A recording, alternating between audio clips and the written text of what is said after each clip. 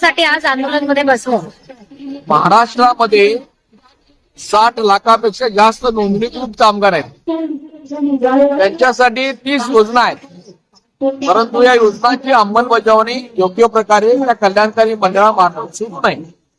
त्या कल्याणकारी मंडळाचे अध्यक्ष स्वतः कामगार मंत्री आहेत आणि ते फक्त या कामगारांना भांडी वाटतायत आणि डबे वाटतायत आणि जी बाजारामध्ये 3000 रुपयाला वस्तू मिळते भांडी, ते कंत्राटदारांना प्रत्येक कामगारामागे 11,000 रुपये देत आहेत.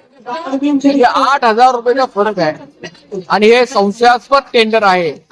अजितदादा पवारने सुद्धा हे टेंडर काढताना याला विरोध केला होता.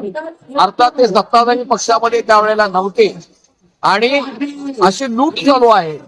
त्यांनी अशी 30 लाख कामगारांना भांडी दिली आहे. हे एका बाजूला असल्यामुळे इतर महत्वाच्या ज्या योजना आहेत त्या त्यांनी मोडून काढलेले. स्कॉलरशिप विद्यार्थ्यांना देणे, शिष्यवृत्ती देणे, प्रसूती लाभ देणे, बांधकाम कामगारांना घरं देणे, पेन्शन देणे, ह्या ज्या योजना आहेत त्या त्यांनी अर्ज नामंजूर करायचं धोरण त्यांचं आहे. त्यामुळे महाराष्ट्रातल्या बांधकाम कामगारांच्यावर हे सरकार अन्याय करत असल्यामुळे आम्ही आज या ठिकाणी आझाद मैदानमध्ये आंदोलन करीत आहोत. इतकंच नव्हे तर त्यांनी आता आमदारांच्या नियंत्रणाखाली अर्ज मंजूर करायच्या कमिट्या केलेल्या आहेत.